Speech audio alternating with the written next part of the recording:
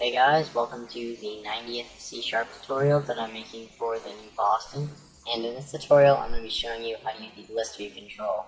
So all you're going to need for this tutorial is basically all this, what I have right here, just a text box for the full name, one for their age, one for their email address, and then a button so we can add this person into a list view. And then we're going to need a ListView Control, so just go over to the toolbox and drag a list view over. I'm just going to resize it accordingly so it fits this a lot nicer. Alright, so basically what a list view does is it basically allows you to sort data. What we're going to be using it for today is we're going to be making a table. So the first step in doing that is clicking this little triangle right here and then going down to edit columns. So we're going to have 3 columns. We're going to have one for the person's name. So we're going to call the name of this, or just set the text of it to full name. The next one will say age, and the final one will be email address.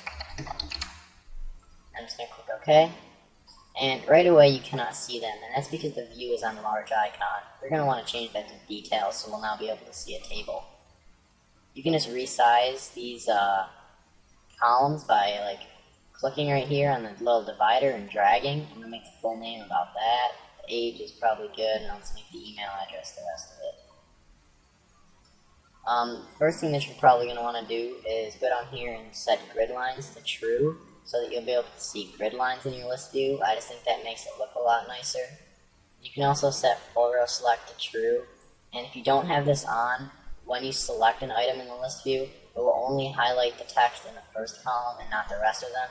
But if you set this to true, it will highlight across the entire row. And I think that looks a lot nicer. And also, you're probably going to want to select or set multi-line or multi-select to false so that you cannot select multiple items. Now we're actually going to get into adding items to the list view. So we're just going to go ahead and double click on this add person button right here. Alright, so the first step is creating a new list view item. So we're going to type out list view item. I'll call it LVI for list view item, and set it equal to a new list view item.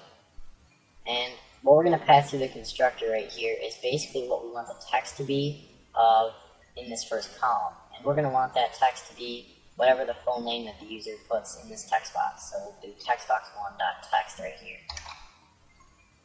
Textbox1.text. Alright, and then we're going to do lvi.subitems.add. And basically, we'll do these for all of the other columns. So if we want age, that's the next column in line. So we're going to do the age. So we're going to do this text box right here, which is text box 2. So we're going to do textbox2.text. And then we're going to do subitems again for the email, since the email is the last. And yes, you do have to do these in order. So the one that we pass through the constructor right here will be for the first column, and all the rest, the sub-item ones, will go in order of these. So since the next one is age, this one will be for age, and the next sub-item that we add will be for the email address. So we're just going to do lvi.subitems.add. Now we're going to add the textbox3.text because that's where the user will input the email address. And basically right here we've just created a new list view item. We haven't actually added it to the list view. So in order to add it to the list view, we're going to do ListView1.items. Then we're going to use the add method to add this new item that we created to the list view.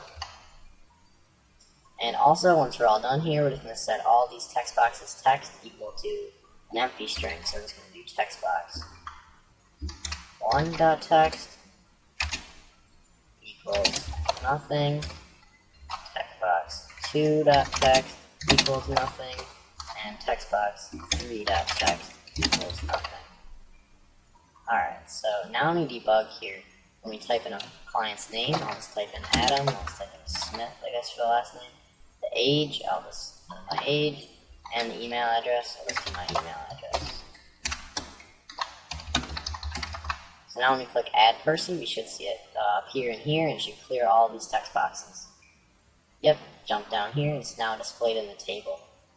You can add another one. If you wanted to add another one, let's do like John Doe, who is 24, and the email address is jdoe@gmail.com. Add. Yep, it adds that person as well. So that's pretty much it for this tutorial. In the next tutorial, we're going to get into more things in the list view. So, see you guys.